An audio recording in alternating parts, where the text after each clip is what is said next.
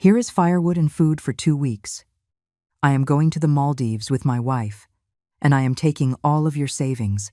Those were the exact words my son, Ethan, said to me as he closed the door of this snow-covered cabin 150 miles from the city. 150 miles of absolute nothing. Just trees, silence, and a cold that cuts right through to your bones. He took my phone from the table. He slipped it into his pocket as if it were his. As if I had no right to call for help. As if my life no longer mattered. "Oh, I changed the locks on the apartment." He shouted that from the car window with a smile that chilled me more than all the snow in the world. Jessica, his wife, was at the wheel, laughing at me. At the stupid old woman who worked her entire life, who raised her son alone after his father died, who saved every penny to have something decent in her old age. And now they were going to the Maldives with my money. With the $75,000 my late husband and I scraped together over 40 years of sacrifice. I watched them drive away down the snow-covered dirt road. The car disappeared between the trees, and the silence swallowed me whole. I am 68 years old. I am alone. I have no phone. I have no way to get out of here. The nearest town is a day's walk away, and in this cold, I would never make it alive. Ethan knew that. He planned everything perfectly. Oh, so he thought. Because what my son did not know, what Jessica could not imagine as she laughed on her way to the airport, is that I had also planned something. Something that was waiting for them right there, at that very airport, and when they discovered it, when they understood what I had done, it would be far too late for them. I stood in front of the window, watching the tire tracks fade under the fresh snow, and I smiled. Yes, I smiled. Because for the first time in 3 weeks, since I discovered their miserable plan, I felt like I could breathe. The trap was set. All that was left was for them to fall into it. But let me tell you how I got here. How a mother who loved her son madly ended up abandoned in a frozen cabin, waiting for the perfect moment of her revenge. Because this did not begin today. It began exactly 21 days ago, when I overheard a conversation I was never meant to hear. It was a Tuesday afternoon. Ethan had come to visit me, which was rare because ever since he married Jessica 3 years ago, he barely showed up at my apartment. I was happy to see him. I made his favorite meal, that pot roast he loved as a kid. He ate in silence, distracted, glancing at his phone every 2 minutes. Jessica did not come with him. She never did. That woman hated me from the day I met her, even though I always tried to be kind, to accept her, to love her like a daughter. After dinner, Ethan excused himself and went out onto the balcony to make a call. He said it was work. I stayed in the kitchen washing dishes, but the window was open. I did not mean to listen. It was fate, or maybe God, putting me in the right place to discover the snake I had raised. The old woman does not suspect a thing. I heard Ethan's voice, clear as water, that voice that used to sing me lullabies when he was little. That voice that told me I love you, Mom, every night before bed.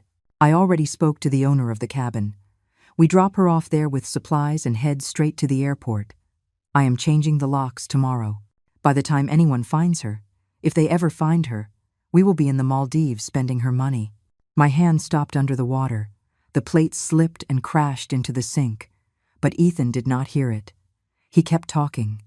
"Jessica, baby, in 2 days, we will be rich. $75,000. Enough to start over in another country if we want. The old woman has no one else. No siblings. No close friends. No one is going to ask about her until it is too late." I felt the floor move beneath my feet. I had to grip the edge of the sink to keep from falling.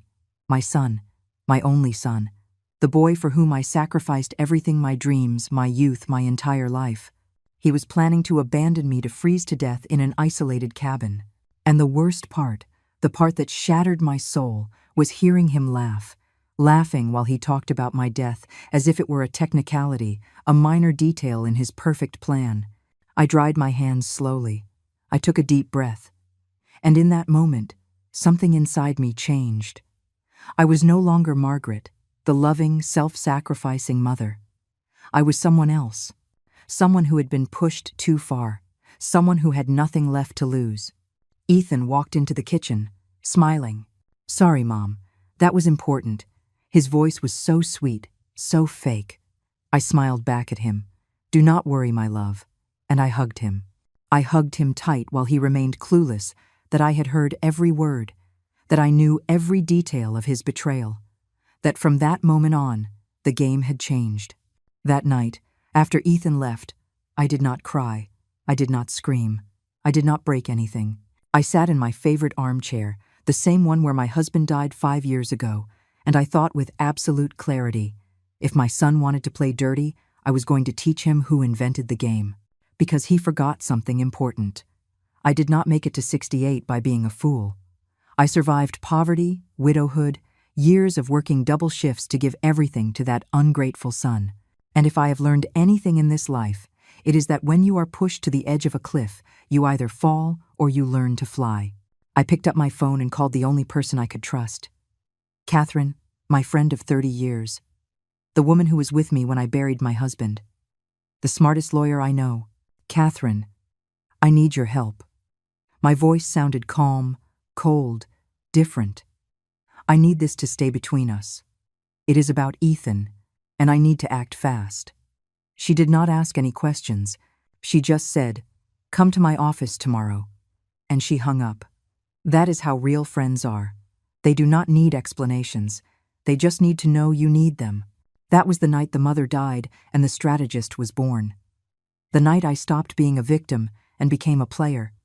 Because Ethan made a fatal mistake. He underestimated me. He thought that because I was old, I was weak. He thought that because I was his mother, I would forgive anything. But there are betrayals that cannot be forgiven. And there are mothers who, when they awaken with fangs. Now I am here, in this frozen cabin, surrounded by snow and silence. Ethan thinks he has won. He thinks he is on his way to his tropical paradise with my money in his pocket and a clear conscience. But what he does not know, what he is about to discover at that airport, is going to shatter him more than any cold. Because revenge, when served ice cold, when cooked with patience and precision, is the bitterest dish of all. And I, Margaret, have been cooking it for 3 weeks. The day after I overheard that cursed conversation, I got up at 5 o'clock in the morning. I had not slept at all. Every time I closed my eyes, I saw Ethan's laughing face, heard his words like knives stabbing into my chest. The old woman does not suspect a thing. Those words spun in my head like a broken record. But I was not going to let myself be destroyed. Not after everything I had survived. I showered, got dressed in my gray suit, the one I wore for important occasions, and left my apartment at 7 o'clock sharp. Catherine's office was on the other side of town, but I needed to walk. I needed to feel the cold morning air to keep my mind clear. Because what I was about to do required precision. One single mistake, and Ethan would win. One single false move, and I would end up frozen in that cabin with no one ever knowing the truth. I arrived at 8:30. Catherine was already waiting for me with 2 steaming cups of coffee. She is 56 years old, with short hair and a few gray streaks she never bothered to dye, and a gaze that can read people like open books. When she saw me walk in, she knew immediately that something terrible had happened. "Tell me everything, Margaret, and do not hold anything back." Her voice was firm, but warm. I sat across from her and told her every detail, the call on the balcony, Ethan's exact words, the plan to abandon me in the cabin, the $75,000, the Maldives, everything. As I spoke, I felt the words burn my throat, but I did not cry. I had no tears left for that son. Catherine listened in silence. When I finished, she stared at me for a long minute. Then she spoke with the kind of calm that only lawyers who have seen the worst of humanity possess. "We have 3 weeks, you said. That is enough time, but we need to move fast. First, the money. You need to protect it right now." She pulled out a folder and started writing. "We are going to open a new account at a different bank. In your name only. Today, we transfer 80% of your savings. We will leave some in the old account so Ethan does not get suspicious, but the bulk of it will be safe. Second, we need evidence of his intentions. That is trickier, but I know someone who can help us." "Who?" I asked, though at that moment I would have accepted help from the devil himself to stop Ethan. "Vincent. He is a private investigator. He has worked with me on several family fraud cases. He is discreet, fast, and does not ask unnecessary questions. I am going to ask him to follow Ethan and Jessica. If they are planning anything else, he will find out. And if there is anything they can use against you or in your favor, we will know before they do. A shiver ran down my spine. This was real. I was about to spy on my own son, to build a case against him as if he were a common criminal. But then I remembered his words. By the time anyone finds her, if they ever find her, and the guilt evaporated. He stopped being my son the moment he decided to leave me to die. Do what you have to do, Catherine. I will do my part. I am going to act like I know nothing. I am going to be the loving mother, the foolish old woman he thinks I am. And when the time comes, I will be ready. Catherine nodded and picked up her phone. In less than an hour, I was sitting in a different bank opening a new account. The representative, a young woman with glasses and a professional smile, explained all the details. We transferred $60,000.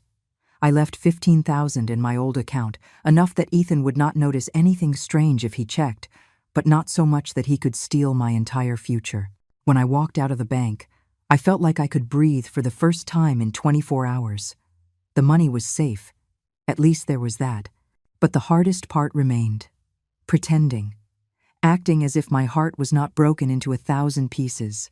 As if I did not know that my only son wanted me dead. That same afternoon, Ethan called me. Mom, Jessica and I were thinking about taking you to a friend's cabin for a few days. You know, so you can rest, get some fresh air. It would do you good to get out of the city. His voice sounded so convincing, so concerned. I could almost believe he actually cared. Oh, my love, what a lovely thought, I replied in the sweetest tone I could manage. But I do not want to be a bother. I know you two are busy. It is no bother, Mom. We insist. It is all arranged. We leave in 2.5 weeks. Pack warm clothes. It is going to be cold, but you will love the place. It is very peaceful. Peaceful.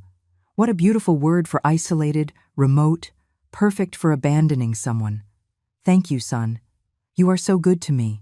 The words scraped my throat like ground glass, but I said them, because that was my part of the plan, to make him believe he had already won. The following days were a silent torture. Ethan came to visit more often, always smiling, always attentive. He brought me flowers, helped me with my groceries, asked me how I was feeling. It was all a show, and I played my part so well. I cooked for him, asked about his work, told him how much I loved him. 2 actors in a macabre play, each believing they were fooling the other. But while I acted during the day, at night I met with Catherine and Vincent. The investigator was a thin man in his 50s, with eyes that missed no detail. In our first meeting, he showed me photos. Ethan going in and out of pawn shops. Jessica meeting a man in coffee shops. Documents of debts I knew nothing about. Your son owes money, Mrs. Peterson. A lot of money, Vincent said, laying the papers on the table. About $30,000 between loans and credit cards. And your daughter-in-law, well, she has her own agenda. The man she is meeting is named Ryan. He works as a waiter at a high-end restaurant, but from the looks of it, she is passing him money. A lot of money. My stomach churned. Did my daughter-in-law have a lover? Did Ethan know? Or was she playing him just as expertly? There is more, Vincent continued. I have been tracking their movements for 5 days. They bought plane tickets to the Maldives, just 2 tickets, in the names of Ethan and Jessica. They leave on the exact same day they plan to leave you at the cabin. But here is where it gets interesting. Ryan also bought a ticket to the same destination, for the day after.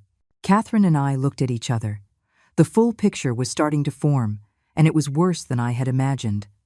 Jessica was not just planning to steal my money with Ethan. She was planning to abandon him too, to take everything and run off with her lover. My son was an idiot, a cruel idiot, but an idiot nonetheless. We need more evidence, Catherine said. Something we can use legally. Vincent, can you record a conversation between them? Something that proves the plan? Already did. Vincent pulled a small recorder from his briefcase, last night in their apartment. They talked about everything. how they are going to leave you, changing the locks, transferring the money. They even mentioned that if you do not survive the cold, it would be easier because there would be no police report. It is all here. My hands trembled as I reached for the recorder. Catherine stopped my hand before I could press play. Do not listen to it, Margaret. Not now. You have to keep a clear head. We have what we need. Now comes the final part. The strike. What are we going to do? I asked, though a part of me already knew the answer. We are going to let them take you to the cabin. You are going to act as if you know nothing. And when they get to the airport, thinking they have won, the police will be waiting for them.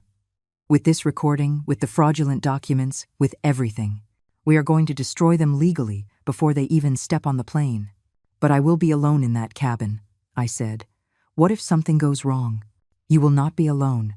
Vincent is going to follow them from a distance. The moment they leave you there, he will come for you. He will get you out of there within a few hours. We just need Ethan and Jessica to believe they have won long enough for them to get to the airport. It was risky. It was painful. But it was perfect. I nodded slowly. Let us do it. The next few days were the strangest of my life. I knew exactly what was going to happen. I knew every detail of Ethan's plan. And still, I had to wake up every morning and act as if my world were normal.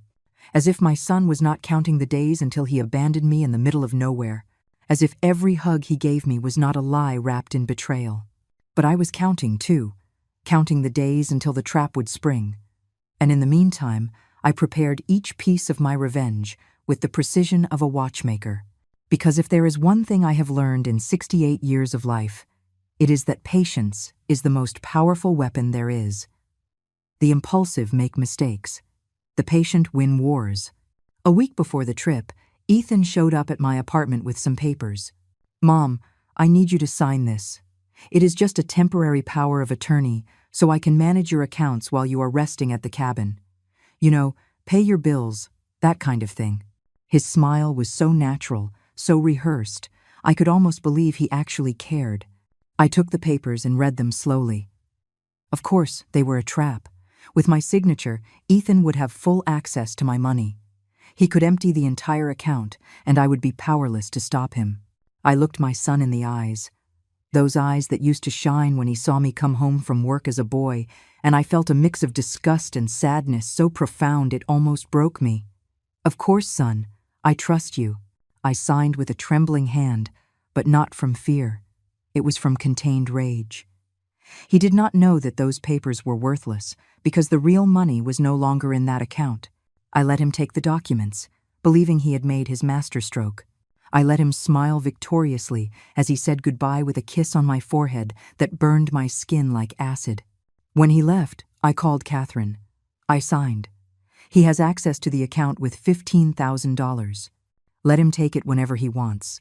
That will be additional evidence of theft. She confirmed that everything was ready. Vincent had installed tiny cameras in strategic places, one on the dashboard of Ethan's car, another in their living room. We wanted to document everything, every word, every move, and Vincent delivered. 2 days before the trip, he showed me a video that chilled my blood more than any winter wind. It was Ethan and Jessica in their apartment, toasting with wine. The quality was perfect, the audio crystal clear. To the foolish old woman who is going to make us rich, Jessica said, raising her glass. Ethan laughed. He clinked his glass with hers and then kissed her. I already checked the account. 75,000, clean. As soon as we sign the transfer, we are gone. And she stays in her frozen cabin, thinking we are good people. His voice was as casual as someone talking about the weather.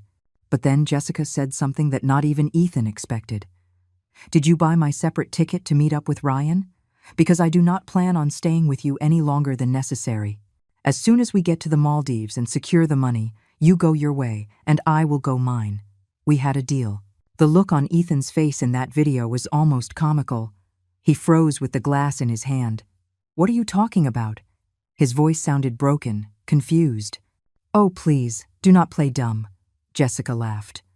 Did you really think I wanted to spend my life with an indebted loser like you? You are a means to an end, Ethan. You always were. Ryan and I are going to enjoy that money while you finish paying off your pathetic debts. Ethan shot up from his seat. He was trembling. But this was your idea.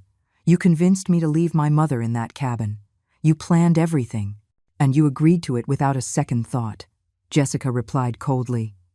So do not come to me now playing the victim. We are both trash, darling. The difference is, I accept it. I paused the video. I could not watch anymore. Vincent was beside me, silent. Mrs. Peterson, there is something else you need to know. His voice was careful, like someone about to deliver bad news. Your granddaughter, Sophie. The girl is staying with a neighbor during this time. Ethan told her you were sick and needed to rest far away. The girl knows nothing about the real plan. Sophie, my little 12-year-old Sophie, the only pure light left in this rotten family. She was innocent in all of this, and the thought of her suffering the consequences of her father's actions destroyed me in a way that not even Ethan's betrayal had managed. She cannot know anything about this until it is over, I told Vincent. Promise me the girl will be protected. I do not want her to see her father being arrested. I do not want her to carry that trauma. Vincent nodded. I have already spoken with the neighbor. She is a good woman. She will take care of Sophie until this is resolved. And Catherine is preparing documents for you to get temporary custody if needed. The last 2 days before the trip were a hell disguised as normalcy. Ethan would come by every morning to make sure I was packing the right things. Warm clothes. Mom, it is going to be very cold. His words sounded like concern, but I heard the threat behind them. Yes, son, I have packed everything. I even packed my favorite sweater, the one you knit for me when you were 15. Do you remember? He looked at the sweater, and for a second, just 1 second, I saw something in his eyes. Guilt? Regret? But it vanished as quickly as it came. Of course I remember, Mom. I am glad you still wear it. Lies. It was all lies wrapped in fake nostalgia. The night before the trip, I did not sleep. I sat on my bed, staring at the suitcases. A small one with clothes for the cabin, another one hidden in Catherine's closet with my real-life documents, money, photographs, everything that truly mattered. Because I knew that after tomorrow, nothing would ever be the same. I would win the battle, but I would lose my son forever. And that truth weighed on me more than any revenge. At 6 o'clock in the morning, Ethan knocked on my door. He was already dressed, with a smile that did not reach his eyes. Ready for your adventure, Mom? Jessica is waiting in the car. I grabbed my small suitcase, the one they could see, and walked out of my apartment. Maybe for the last time. Maybe forever. The drive was silent. Jessica drove, staring at the road with that bored expression she always had when she was near me. Ethan was in the passenger seat, checking his phone, probably calculating how much money they would spend in their tropical paradise. I was in the back, watching out the window as the city grew smaller and smaller until it disappeared. After 3 hours, the landscape changed completely. There were no more buildings or people, only trees, mountains, and snow. So much snow. The highway turned into a dirt road, and then barely a trail between the trees. Finally, after 4.5 hours of driving, we arrived at the cabin. It was worse than I had imagined. An old wooden structure, isolated in the middle of a clearing surrounded by dense forest. There were no other houses in sight, no signs of civilization, just the white silence of the gently falling snow. Ethan got my suitcase out and carried it inside. The cabin had a single room with a small bed, a wood-burning stove, a table, and 2 chairs. In the corner was a pile of firewood. On the table, a box of canned food. Preserves, soups, beans. Here is firewood and food for 2 weeks, Ethan said, gesturing to everything like a tour guide. The water is in that tank. You have to ration everything because no one is coming until I get back for you. When are you coming back?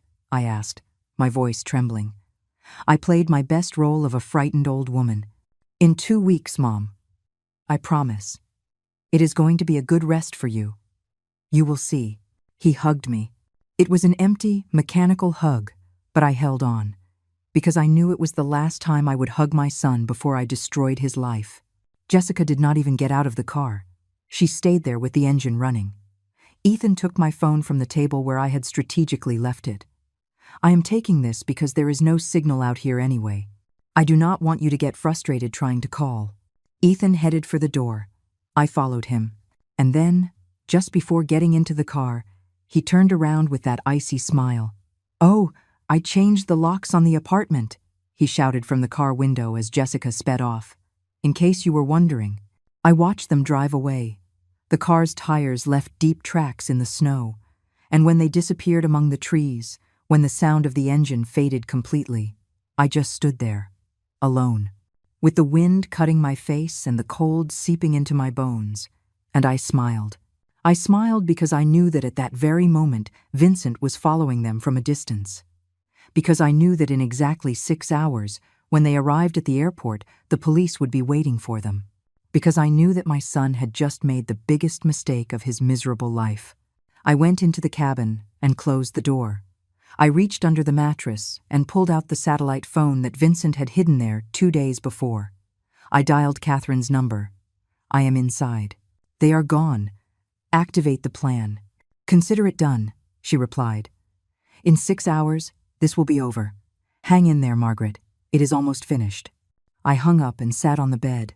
I looked around that cold, miserable cabin where my son had intended to leave me to die, and I waited. Because revenge is not rushed. Revenge is savored slowly, like the finest of wines, and mine was about to be served. The hours in that cabin passed like centuries. I lit the wood-burning stove because the cold was real, biting. The kind of cold that reminds you that death can come quietly if you let your guard down. I sat near the fire with the satellite phone in my hands, looking at the clock every 5 minutes. Ethan and Jessica had been on the road to the airport for 3 hours now. 3 hours believing they had won. 3 hours imagining tropical beaches and my money slipping through their dirty fingers. But I knew the truth. I knew Vincent was following them 2 cars behind. I knew Catherine was at the police station with the district attorney, showing them the recordings, the fraudulent bank documents, the complete evidence of conspiracy for theft and endangerment of a vulnerable adult.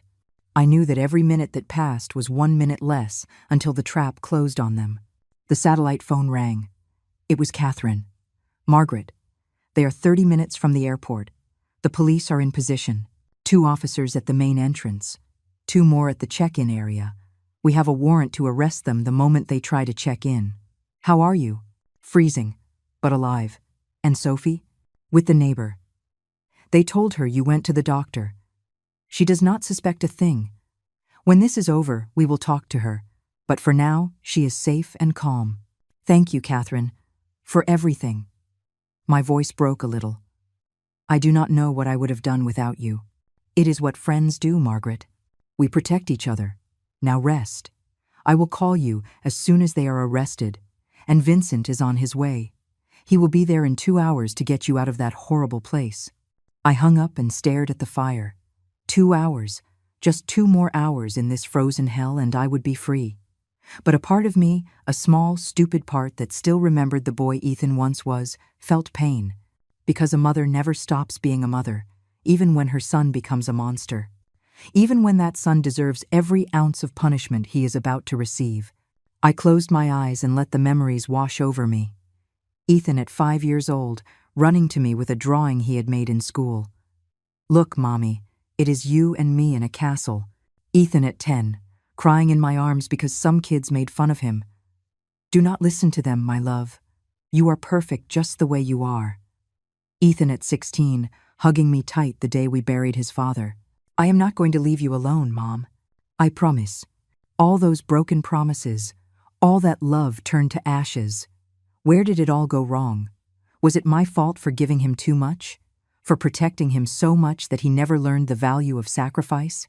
Or are some human beings just born with a void that no amount of love can fill? The phone rang again.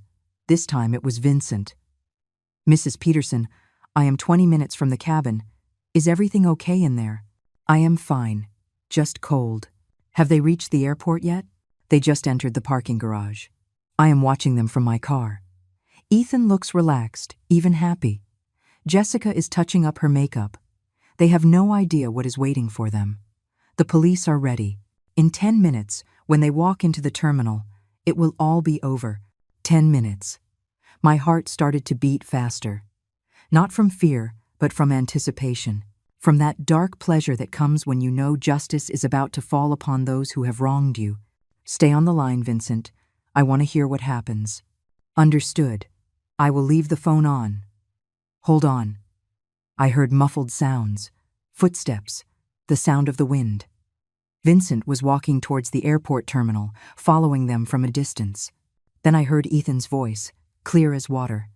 Come on, baby. The flight leaves in 2 hours. We have plenty of time. I cannot wait to be on the beach, Jessica replied with that sharp voice that always irritated me. Away from this boring country and your burdensome mother. Soon, my love. Soon, Ethan sounded euphoric. And with $75,000, we can stay for 6 months if we want. Maybe we will never come back. There was a silence. Then I heard faster footsteps. And then the authoritative voice of a police officer. Ethan Peterson? Jessica Vargas? Yes? Ethan's voice changed instantly. It sounded confused, alarmed. What is going on? You need to come with us. There are charges against you for bank fraud, aggravated robbery, and endangerment of a vulnerable adult. You have the right to remain silent. What? This is a mistake, Ethan was shouting now. We have not done anything. Let me go. Jessica also started screaming. This is harassment. You cannot just arrest us like this. Call my lawyer. Ma'am, calm down, or we will have to handcuff you for disturbing the peace. The officer's voice was firm. Trained. We have video evidence, audio recordings, and fraudulent bank documents. You are both coming with us. There was a struggle, shouts, the sound of handcuffs closing, and then something I did not expect. Ethan yelled with true desperation. It was her idea. Jessica made me do it. I did not want to do this. I made you? Jessica's voice was pure venom. You were the one who signed the papers. You were the one who changed the locks. Do not blame me, you coward. You are both culpable, the officer intervened. And you can explain it to the judge. Let us go. The sounds grew more distant. Vincent came back on the phone. They are putting them in the patrol car now. People at the airport are staring. This is going to be on the news, Mrs. Peterson.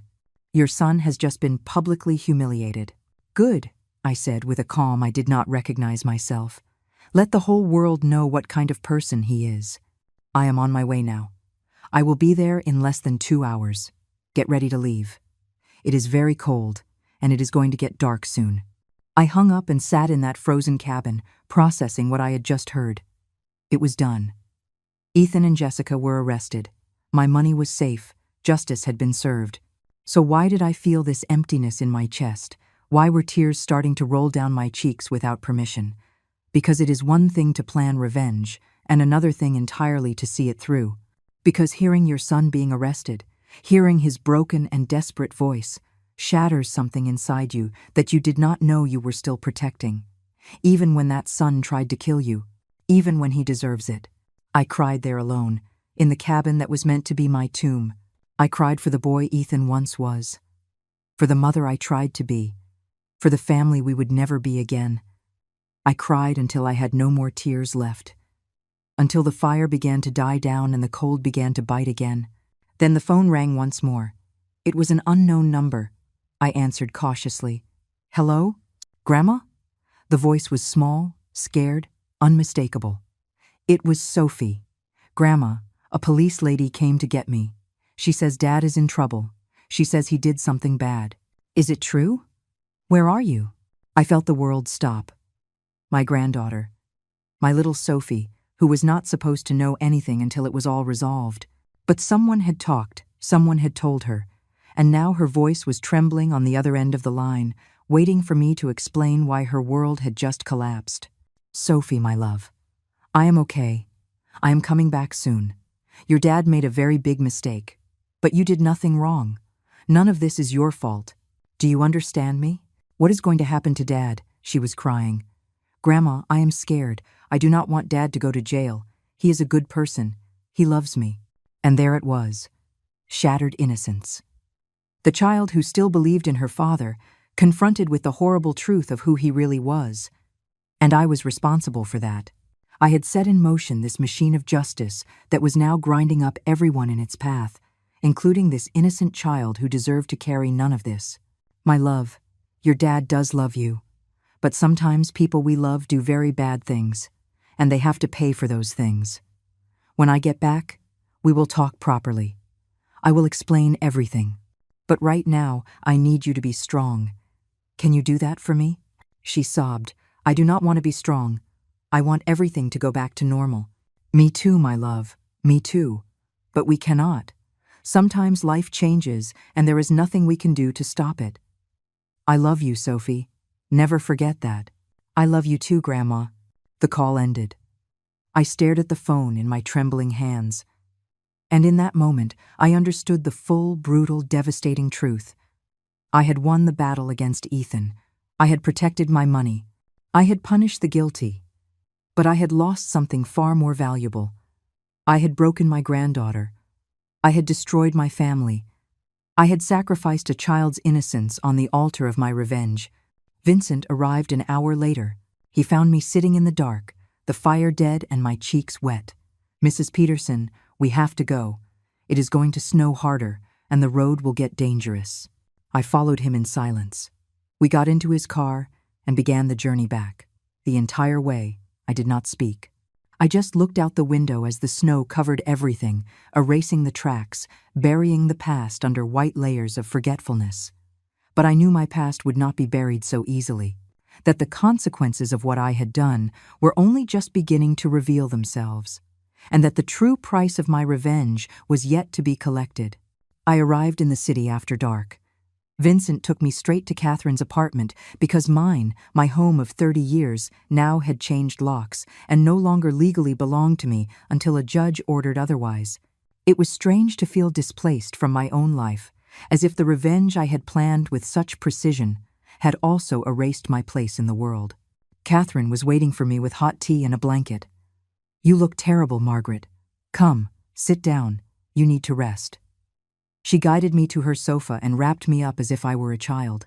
For the first time in weeks, I felt I could let my guard down, that I could stop being the cold strategist and go back to being just a tired, broken woman. What happened at the police station?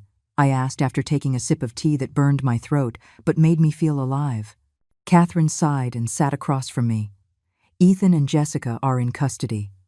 The charges are serious. Fraud, aggravated robbery, attempted endangerment with risk of death.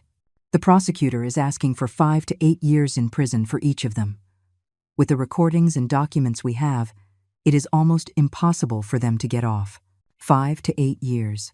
I repeated the words as if they were in another language. My son is going to spend the best years of his life in a cell. Your son tried to leave you to die in a frozen cabin. Margaret, Catherine took my hands. You cannot feel guilty about this. He chose his path. You just defended yourself. But Sophie called me. My voice broke. She knows everything. She is devastated. And I am responsible for that pain. You are not responsible for Ethan's actions. He is the only one to blame. Sophie is a smart girl. In time, she will understand. The important thing now is that you are okay. Did you eat anything in the cabin? I shook my head. I was not hungry. I had not been hungry in hours. Catherine got up and went to the kitchen. She came back with hot soup. Eat. You need strength for what is coming. What is coming? I asked, though a part of me already knew the answer. There is a hearing tomorrow. The judge will determine if they remain in pretrial detention or if they can be released on bail. You need to be there. You need to give your testimony. And believe me, it will not be easy. Ethan is going to try to manipulate you. He is going to cry. He is going to beg. He is going to say it was all a mistake. You have to be prepared to see him like that. I do not know if I can, Catherine. He is my son. I know. That is why I will be with you every second. You will not face him alone. That night I slept in Catherine's guest room, but I did not rest. Every time I closed my eyes, I saw Ethan's face as a child. I heard Sophie's voice crying. I felt the cold of the cabin seeping into my bones. I got up 3 times to walk around the living room, to look out the window, to try to process everything that had happened in such a short time. At 6 o'clock in the morning, Catherine knocked on my door. It is time to get ready. The hearing is at 9. You need to look strong, confident. They are going to try to make you look like the villain. Do not let them. I showered, dressed in a simple brown suit, and pulled my hair back. When I looked in the mirror, I saw a woman I did not recognize. I had deep dark circles under my eyes, wrinkles that seemed to have multiplied in days, and a hard look I had never seen in myself before. Revenge had transformed me into someone different. I did not know if that was a good thing or a bad thing. We arrived at the courthouse at 8:30. There were reporters outside. Vincent was right. This had made the news. Elderly woman nearly murdered by her own son in plot to steal her inheritance. The headlines were sensational and horrible, but true. Catherine shielded me from the cameras as we went inside. The courtroom was cold and impersonal. Gray walls, fluorescent lights, the smell of old paper and disinfectant.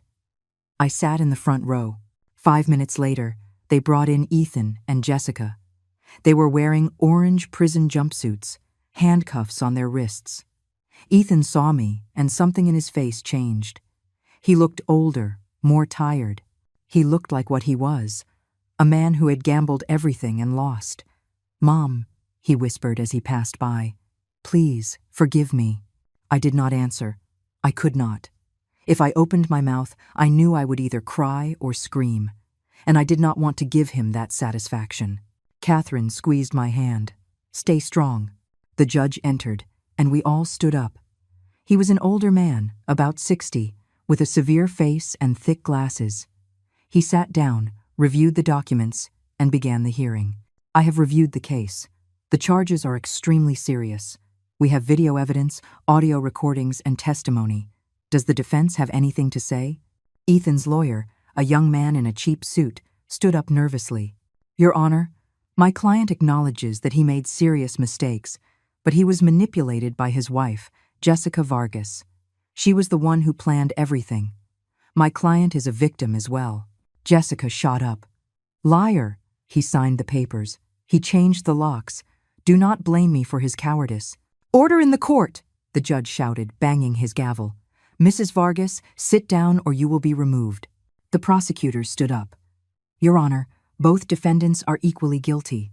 They planned together to abandon a 68-year-old woman in an isolated cabin in the middle of winter, steal her life savings, and leave her without any means of communication or transportation. If it were not for the precautions the victim took, we would be dealing with a homicide case. We request pretrial detention without the possibility of bail." The judge looked at me. "Mrs. Margaret Peterson, do you wish to give your testimony?" I stood up on trembling legs. Catherine held my arm. "Yes, Your Honor." "Go ahead." I took a deep breath. I looked Ethan in the eyes. My son abandoned me to die. He took my phone. He changed the locks on my home. He stole my access to my savings, all while hugging me and telling me he loved me. I do not know what hurts more, the betrayal or the realization that the boy I raised no longer exists, that in his place is a stranger capable of killing his own mother for money. Ethan started to cry. "Mom, I am sorry. I am so sorry. I was desperate. I had debts. Jessica was pressuring me. I did not want to hurt you. Please, believe me. You had 3 weeks to regret it, Ethan. 3 weeks in which you came to my house smiling, hugging me, acting like the perfect son. And in all that time, you never, not once, thought about telling me the truth. So do not ask me to believe you now." The judge took notes. Then he spoke with a firm voice. "I have heard enough. The defendants will remain in pretrial detention without the possibility of bail until the trial. The trial date will be set in 30 days. This hearing is adjourned." Ethan screamed as the officers led him away. "Mom, do not do this. I am your son. You cannot leave me here." But I had already turned away. I was already leaving that courtroom with Catherine by my side. And as I walked down that long, cold hallway, listening to Ethan's screams fade behind me, I understood something terrible. I had won. Justice was on my side. My son would pay for what he did. But victory did not taste the way I thought it would. There was no relief or peace, just a huge, painful void where love used to be. The days after the hearing were the strangest of my life. Catherine helped me get my apartment back. A locksmith came and changed the locks again, this time with keys that only I had. I walked into my home after almost a week, and everything looked the same, but it felt different, as if the ghost of betrayal floated in every room. The coffee cup Ethan had used the last time he visited was still in the sink. His fingerprints were probably still on the doorknob. Everything was a reminder that my life would never be the same again. Vincent came by that afternoon with news. "Mrs. Peterson, you need to know something important. Jessica is pregnant. 3 months. The authorities found out during the routine medical exam in prison." I felt the floor move beneath my feet. "Pregnant? With Ethan's child?" Vincent shook his head slowly. "We did the research. The baby is not your son's. The dates do not match up. Jessica was with Ryan, her lover, right around the time of conception. Ethan does not even know yet." My God. I sat down heavily on the sofa. So Ethan was not only betrayed by his mother, according to him, but also by his wife. He is locked up in there, thinking he at least has Jessica, without knowing she used him from the very beginning. "There is more," Vincent continued. "Ryan was also arrested. It turns out he has a record for fraud. He has conned 3 women in the last 5 years. Jessica was just another victim on his list. He convinced her to steal your money by promising they would run away together, but in reality, he planned to take everything from her and disappear. She did not know that either. It was almost comical if it were not so tragic. A chain of betrayals where each link thought they were the smartest, without realizing they were all both victims and perpetrators at the same time. Ethan betraying me. Jessica betraying Ethan. Ryan betraying Jessica. And all of them ending up in the same prison, paying for their greed. "And Sophie?" I asked. "The only thing that truly mattered to me. Where is my granddaughter?" With social services, temporarily, Vincent showed me some papers. "They are evaluating who can have custody of her. You are the most logical choice, but they need to make sure you have the emotional and financial capacity to care for her. They are going to visit you tomorrow to do an assessment." Tomorrow. I did not even have time to process my own tragedy, and already I had to prove I could be responsible for a traumatized 12-year-old girl. But Sophie was innocent. She did not deserve to suffer for her father's sins. "I will do whatever is necessary," I said firmly. "That child is not going to end up in the system. She is my family. She is the only good thing left." That night, I cleaned the room that had been Ethan's when he was a boy. I had kept all his things for years: drawings, soccer trophies, school pictures. As I looked at them, I felt a mix of nostalgia and bitterness. At what point did this sweet boy who drew castles turn into the man who tried to kill me? Was it my fault? Did I spoil him? Did I give him so much that he never learned to value anything? I packed everything into boxes. I did not throw them away. I could not, but I stored them in the closet. Then I decorated the room for Sophie. Clean sheets, a few stuffed animals I had bought for her previous birthdays, her favorite books. I wanted her to feel safe, loved, at home when she came. The next morning, the social worker arrived. She was a woman in her 40s, with a clipboard and a professional but kind expression. "Mrs. Peterson, I am Patricia Ruiz. I am here to evaluate the conditions for the temporary custody of Sophie. Please, come in."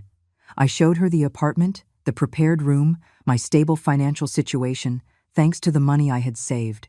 Patricia was constantly taking notes. "Mrs. Peterson, I need to ask you something difficult. How do you feel about having in your care the daughter of the man who tried to kill you? Is there any resentment that could affect the child? Sophie is not Ethan. She is an innocent child who is suffering for decisions she never made. I love her more than anything in this world. I am not going to punish her for her father's mistakes. On the contrary, I'm going to protect her from all of this as best I can." Patricia nodded. "And if Sophie wants to visit her father in prison, would you support her?" The question hurt, but I answered honestly. If Sophie wants to see Ethan, I will not stop her. He is still her father. She has the right to form her own opinion of him. I am not going to speak ill of Ethan in front of her, even if it is difficult for me. I promise that. Very well. Patricia closed her clipboard. I am going to recommend that Sophie be placed in your temporary custody, but she will need therapy, Mrs. Peterson, both she and you. This is a huge trauma for a child her age. There is an excellent child psychologist who can help you. Are you willing? I will do whatever is necessary for my granddaughter. 2 days later, Sophie arrived. The social worker brought her in the afternoon. My granddaughter got out of the car with a small suitcase and eyes swollen from crying so much. When she saw me, she just stood on the sidewalk, unsure. I opened my arms, and she ran. She ran and crashed into me with such force that we almost both fell over. "Grandma," she sobbed against my chest. "Everything is horrible. Dad is in jail. Mom Jessica does not want to see me. They say you are the one who had them arrested. I do not understand anything." I hugged her tight as Patricia watched us from a distance. "I know, my love. I know you are confused and scared, but we are going to be okay. The two of us together, we are going to get through this. I promise you." "Why did Dad do that? Why did he want to hurt you?" Her voice was so small, so broken. "I do not have all the answers, Sophie. Sometimes the people we love make horrible decisions. But none of this is your fault. Do you hear me? None of it." I took her inside. I showed her her room. She looked at everything with wide, frightened eyes. "Can I stay here? For real? This is your home now. For as long as you need." That night I made her favorite dinner, pasta with homemade marinara sauce. We ate in silence because words were not enough to heal so much pain. Afterward, I helped her unpack. I found a photograph of Ethan in her suitcase. It was from 2 years ago, on her birthday. Ethan smiling with Sophie on his shoulders. "Can I keep it?" she asked with a trembling voice. "I know Dad did bad things, but I still miss him." I felt my heart break. "Of course you can keep it, my love. He is still your dad. Nothing changes that. But you must hate him. After what he did to you." "I do not hate him, Sophie. I lied because I did not want to burden her with my pain. I am angry, I am hurt, but I do not hate him. He is my son. And as much as it hurts me, a part of me will always love him. Just like you do." She hugged the photograph and cried. I cried with her. 2 broken generations because of one man's decisions. 2 women trying to pick up the pieces of a shattered family. The next day, a letter from the prison arrived. It was from Ethan. The handwriting trembled on the paper. "Mom," it began, "I know I have no right to ask you for anything. I know what I did is unforgivable. But I just found out that Jessica is pregnant and the baby is not mine. I also found out that Ryan is a con artist, that she used me just like I used you. And now I understand. I understand the pain I caused you, the betrayal you felt, because now I feel it too. I am in this cell thinking about everything I lost. My mother, my daughter, my freedom, my dignity, all for greed and stupidity. I am not asking for your forgiveness because I do not deserve it. I am only asking you to take care of Sophie. She is innocent. Do not let her pay for my mistakes." "Ethan," I folded the letter slowly. I did not tear it up. I put it in a drawer with all the other lies and truths of my life, because that was the legacy of my revenge. There were no absolute villains or perfect heroes. Just broken people doing terrible things, paying incredibly high prices, and leaving scars that would never fully heal. The following weeks were a mix of forced routine and silent pain. Sophie started school again but came home quiet, distant. The other kids already knew about her father. The news had covered the case with morbid sensationalism. Son abandons elderly mother to die in frozen cabin for inheritance. The headlines were cruel and exaggerated, but the damage was done. My granddaughter was now the monster's daughter. One afternoon I found her crying in her room. She had torn up the photograph of Ethan. The pieces were scattered on the bed like fragments of a life that no longer existed. "I do not want it anymore," she said between sobs. "I hate him. I hate what he did. I hate that everyone at school looks at me like I am just like him." I sat beside her and carefully picked up the pieces of the photo. "Sophie, you do not have to hate him to be angry with him, and you are definitely not like him. You are good, you are noble, you are everything he should have been and was not. But I have his blood. The kids say that evil is inherited, that I will probably be bad too when I grow up. That is a lie. Evil is not inherited, it is chosen. And every day you choose to be kind, to be strong, to keep going despite the pain. That is what defines you, not your father's mistakes." She hugged me and cried until she fell asleep in my arms. I stayed there, holding that broken child, wondering if we would ever truly heal or if we would just learn to live with the open wounds. The trial came faster than expected. 30 days after the initial hearing, Ethan and Jessica were brought before the court to hear their sentence. Catherine had warned me it would be difficult, but nothing prepared me for what I saw when they entered the room. Ethan had lost weight. He had deep dark circles under his eyes and the empty gaze of someone who had already given up. Jessica, on the other hand, looked furious. Her pregnancy was now slightly noticeable under the prison uniform. She looked swollen, tired, and resentful of the entire world. The judge reviewed all the documents, listened to the final testimonies, and then spoke with a firm, clear voice. After reviewing all the evidence, this court finds Ethan Peterson and Jessica Vargas guilty of aggravated fraud, robbery with intimidation, and endangerment of a vulnerable adult with risk of death. The sentence for Mr. Peterson is 7 years in prison. For Mrs. Vargas, considering her pregnancy, 6 years with the possibility of house arrest after giving birth if she maintains good conduct. Ethan did not react. He just bowed his head as if he already knew this was coming. Jessica, however, exploded. "This is unfair. I was manipulated. Ryan tricked me. I am a victim too. Mrs. Vargas, you actively planned the abandonment of an elderly woman. The recordings demonstrate your full participation. The fact that you were also deceived by a third party does not absolve you of responsibility for your own actions." The sentence is final. The officers took them both away. Jessica was screaming and fighting. Ethan just looked at me one last time before he left. His eyes said everything his words could not. "Forgive me. I love you. I am sorry." But it was too late for that. Too late for everything. Outside the courthouse, the reporters surrounded us. "How do you feel about the sentence, Mrs. Peterson? Do you think it is enough justice? Will you ever forgive your son?" The questions were like daggers. Catherine protected me and cleared a path for us to the car. On the way home, I broke the silence. "Catherine, did I do the right thing?" She glanced at me as she drove. "You did what you had to do to survive, Margaret. Ethan made his choices. The consequences are his, not yours. But Sophie is devastated. My family is destroyed. I won the case, but I lost everything else. Sometimes winning and losing are the same thing." Catherine parked in front of my building. "Now you have to decide what you do with what is left.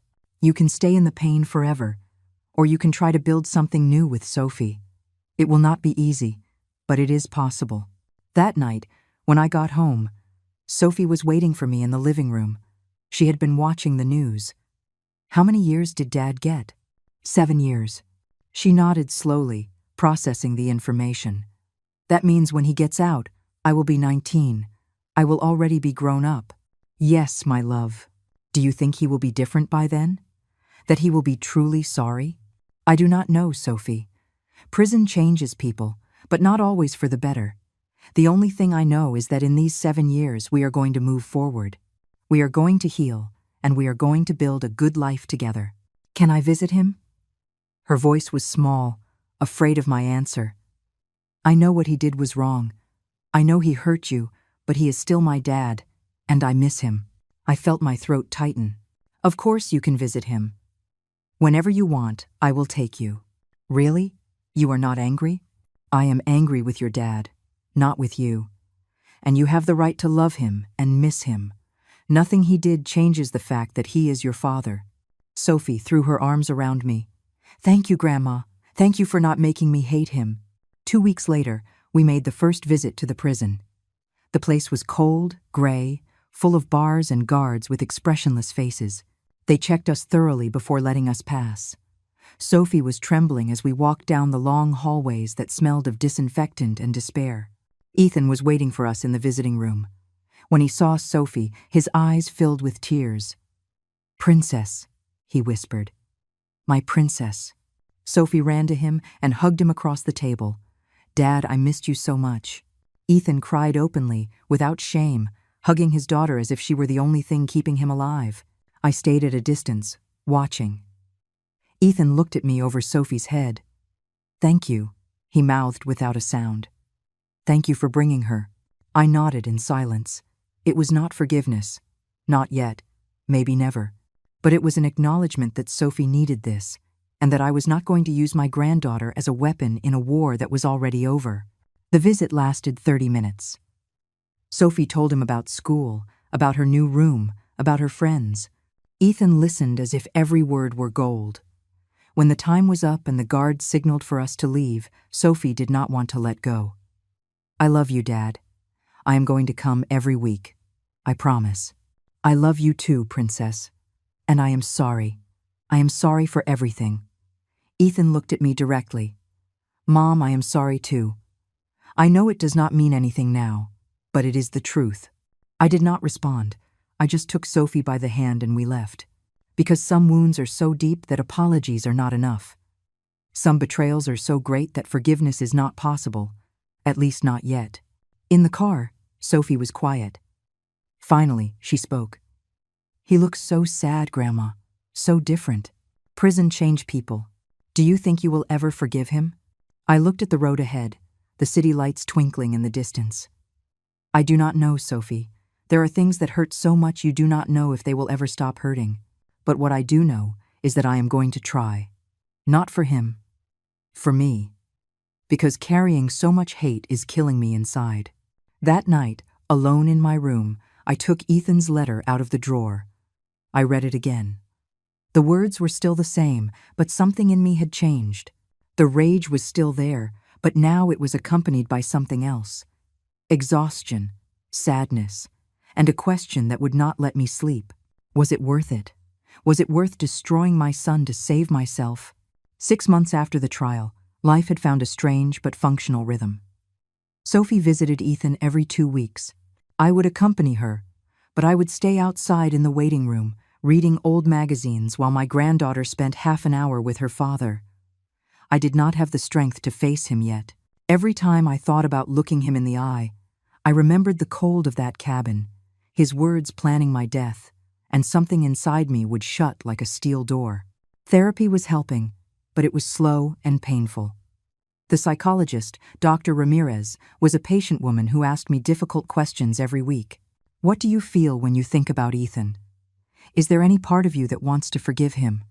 How do you handle the guilt of having sent him to prison? I would answer with brutal honesty. I feel rage. I feel betrayal. And yes, I feel guilty, even though I know I should not. One afternoon, during our session, Dr. Ramirez confronted me. Margaret, you saved your own life. Ethan made decisions that led him to prison. You are not responsible for his actions. Why do you keep punishing yourself? Because he is my son. Because I raised him. Because at some point, something went wrong, and I do not know if it was my fault. My voice broke. What if I gave him too much? What if I never taught him to value things because I always gave him everything? What if I created the monster that tried to kill me? Or maybe Ethan just made his own choices as an adult. Maybe you were a good mother, and he decided to be a bad son. Both things can be true at the same time. Her words haunted me for days. Could it be true? Could I stop blaming myself and accept that Ethan was responsible for his own destiny? It was harder than it sounded, because mothers always find ways to blame themselves. We always find cracks in our actions, mistakes in our decisions, moments when we should have done something different. Meanwhile, Sophie was slowly blossoming. She had made 2 new friends at school, girls who did not judge her for her father's mistakes. She started to smile more. Sometimes, I would hear her singing in her room while doing her homework. Small moments of normalcy that filled my heart. But she also had nightmares. I would wake up in the night hearing her scream.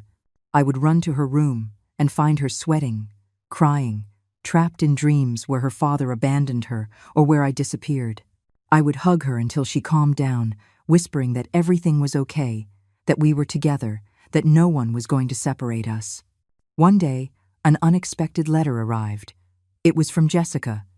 She had given birth in prison a month ago. A boy. She had given him up for adoption because she had no way to care for him and no one who wanted him. The letter was short and bitter. Mrs. Peterson, she wrote in tight script. I hope you are happy. You destroyed my life, your son's life, and now an innocent child will grow up without knowing his mother, all for your revenge. I hope it is worth living with that on your conscience." I tore the letter into pieces. The rage returned like a wave. How dare Jessica blame me? She had planned to rob me, abandon me, leave me to die. She had betrayed Ethan with her lover. She had used everyone around her for her own benefit. And now, from her cell, she was trying to make me feel guilty for the consequences of her own actions. But that night, I could not sleep. Because as much as I hated to admit it, Jessica was right about one thing. An innocent child had paid the price. A baby who did not ask to be born in the middle of this disaster would now grow up without a family, without knowing who his parents were, marked by a story he did not even understand. And yes, a part of me carried that responsibility. I told Catherine about the letter. She listened in silence and then spoke with that clarity she always had. "Margaret, you did not force Jessica to get pregnant by her lover. You did not force her to plan a robbery. You did not force her to betray your son. She made every one of those decisions on her own. The baby is a victim, yes, but not because of you. He is a victim of his biological parents' decisions. I know. But I cannot help feeling that my revenge came at too high a cost. Too many people suffered, and if you had done nothing, you would be dead. Would that cost have been better?" I had no answer for that, because both truths existed at the same time. I had the right to defend myself, to seek justice. But justice had dragged innocence in its wake. Sophie, Jessica's baby, maybe even Ethan himself, who had perhaps been manipulated more than I wanted to admit. 2 weeks later, Sophie asked me a question that shattered me. "Grandma, are you ever going to visit Dad with me? He always asks about you. He says he misses you, that he wants to talk to you, even just once." "I am not ready, my love. When will you be ready? It has been 7 months. He is in there alone, paying for what he did. Do you not think he has suffered enough? Sophie, what your dad did is not erased by 7 months in prison. He tried to kill me, but he is still your son, and my dad. And I know it hurts you just as much as it hurts me. I see you crying at night when you think I am asleep. I hear you talking to yourself, wondering what you did wrong. Would it not be better to talk to him? To try to understand?" Her words hit me like a fist to the stomach. She was right. Sophie, at only 12 years old, saw things I was trying to hide.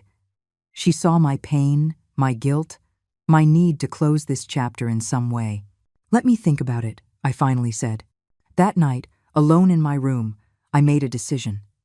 I was going to visit Ethan, not because I had forgiven him, not because I was ready, but because I needed to look him in the eyes and tell him everything I had held inside for all these months. I needed him to know exactly what he had done to me. And I needed to hear, one last time, if there was anything in him worth saving. I called the prison the next day and scheduled an individual visit. The guard gave me a date for Friday. 3 days. 3 days to emotionally prepare myself to face the man who gave me life and then tried to take it away.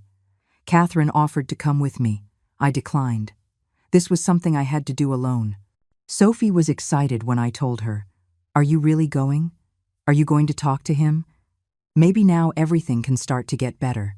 Do not get your hopes up, my love. I am just going to talk. Nothing more." But deep down, I too had a small hope. A hope that maybe, just maybe, I would find some answer in that conversation. Some closure, some way to truly begin to heal. Friday came too quickly.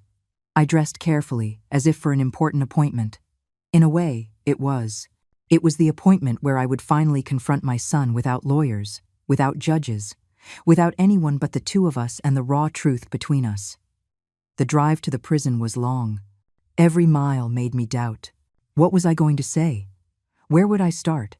How do you summarize months of pain in a 30-minute conversation?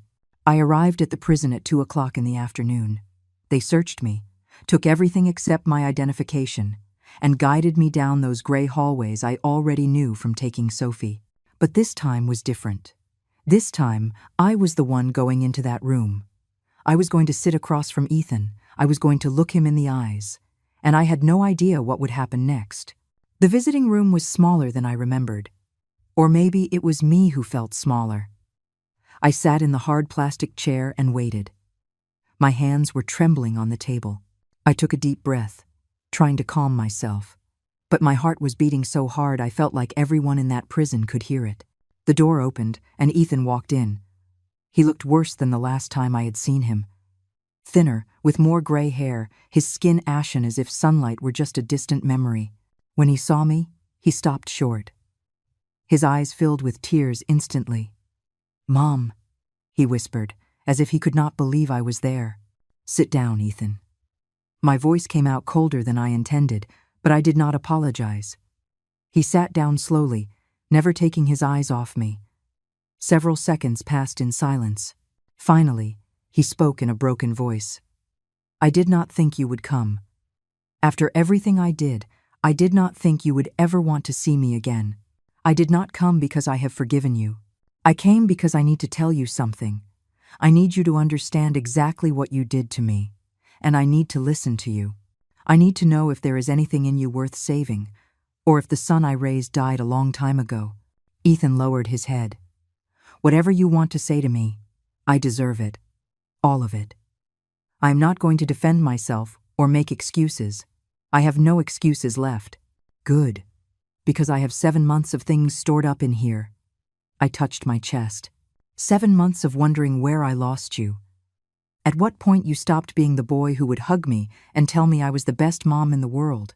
At what point you forgot that I worked double shifts for years so you could have food, clothes, and education. That I buried your father and carried on just for you. Mom, I know, and I hate myself every second for what I did. You hate yourself? I felt the anger rising. Because I hate myself too, Ethan. I hate myself for not seeing the signs, for giving you so much that you never learned to value anything, for protecting you so much that you never learned to face consequences. My voice broke. I hate myself for still loving you despite everything. Ethan began to cry openly. I tried to stay strong, but tears came to my eyes as well. Do you know what it feels like to be in that frozen cabin, alone, knowing that your own son left you there to die? It is not the cold that hurts, Ethan. It is the betrayal. It is understanding that the person you loved most in the world hates you so much they would rather see you dead. I did not hate you, Mom. I never hated you. I was desperate. I was blinded by debt, by Jessica pressuring me, by the fear of losing everything. But I never hated you. Then explain to me how someone who does not hate can coldly plan their mother's murder, because that is what it was, Ethan. Murder. If I had not discovered your plan, I would be dead, and you would be in the Maldives spending my money without an ounce of remorse. He sobbed, his face in his hands. You are right. Everything you are saying is true. I am a monster. I am the worst piece of trash that exists. And if I could go back in time, if I could change every decision I made, I would. But I cannot. I can only tell you that I love you, that I am sorrier than anything in the world, and that I understand if you never forgive me. Sophie comes to see you every 2 weeks. I changed the subject because I could not keep talking about forgiveness. She loves you despite everything. She defends you at school when the kids make fun of you. She cries at night, missing you. That girl is the only reason I am still functioning. Because if I fall apart, she falls apart. And I will not let your mistake destroy her future too. She is the best thing that ever happened to me. And the best thing I did was not involve her in this. At least I did that right. Do you know that Jessica had the baby? I asked, watching his reaction. Ethan nodded bitterly. I heard. A boy that is not mine. A boy she gave up for adoption. Another life ruined by our decisions. Ryan wrote to me once, you know, from his prison. He told me that Jessica was just a job for him, that he never loved her, that I was a useful idiot in his plan. He is right. I was an idiot in every sense of the word. You will not get any pity from me, Ethan. You all made choices. You all paid the consequences. I am not looking for your pity, Mom. I just want you to know that these 7 months in prison have taught me more than the 38 years I lived outside. I have had time to think, to remember everything you sacrificed for me, to understand that what I did is unspeakable, and to accept that maybe I will never leave here as the person I should have been. But at least I am going to try. I looked at my son, this broken man who was once my baby, and I felt something strange. It was not forgiveness. Not yet. But it was something like understanding. He had made bad decisions. He had repaid good with evil. He had betrayed the most sacred trust. But he was still human. He was still capable of regret, of suffering, of trying to change. I do not know if I can ever forgive you, Ethan. I spoke slowly, choosing each word with care. I do not know if these wounds can ever heal, but I came today because Sophie needs me to try, because she loves you, and I love her, and because carrying so much hate is killing me inside. What can I do? Is there anything I can do to start fixing this? You can be better. You can use these years to really change. Not just say you will. You can write letters to Sophie where you teach her what you have learned, where you tell her not to make your mistakes. You can turn this tragedy into a lesson. Not for me, for her. I will. I swear to you I will. And Ethan, one more thing. My voice hardened. If you ever, at any point in your life, hurt that girl again in any way, there will be no second chance. There will be no more visits. There will be no more letters. You will lose her forever. Do you understand? I understand. And I promise you I will never hurt anyone again. Especially not Sophie. She is the only pure thing I have left. The guard knocked on the door. Time. I stood up slowly. Ethan stood up too. We stood there, separated by a table that seemed like a chasm. Mom, will you come back? His voice was small, hopeful. I do not know. Maybe. Someday. When I am ready. I walked out of that prison feeling something different. It was not peace. It was not happiness. But it was something like partial closure. Like when you finish reading a sad book and, even though it hurts, at least you know how it ends.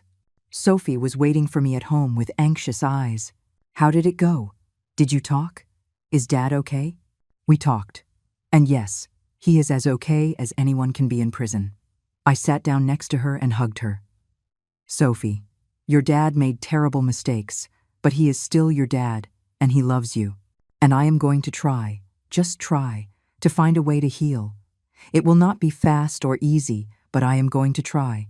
For you, for me, maybe even for him. Does that mean that someday everything will be okay? It means that someday the pain will be smaller, that we will learn to live with what happened, that we will build something new from the ruins. It will not be like it was before, but it will be ours. And that will have to be enough. That night, for the first time in months, I slept without nightmares. I dreamed of snow, but this time it was not threatening. It was just snow, falling gently on an empty road. And I was walking down that road, holding Sophie's hand. I did not know where it led, but I knew we were not alone. 6 months later, I received a letter from Ethan. It was different from the previous ones. He did not ask for forgiveness. He did not make excuses. He just wrote about how he had started teaching reading classes to other inmates. How he had discovered that teaching gave him purpose. How every day he tried to be a little better than the day before. At the end of the letter, he wrote something that made me cry. Mom, I have learned that redemption does not come from one single big decision, but from 1,000 small decisions every day. Deciding to be kind, deciding to help, deciding not to give up. I do not know if I will ever deserve your forgiveness. But every day I decide to try to deserve it. For you, for Sophie, for the man I should have always been. I put the letter in a box with all the others. Someday, when Sophie was older, I would give them to her, so she could understand that people are complex, that good and evil are not absolutes, that we all carry our scars and our choices. I stood in front of the window, looking out at the city. It was October again. 1 year since it all began.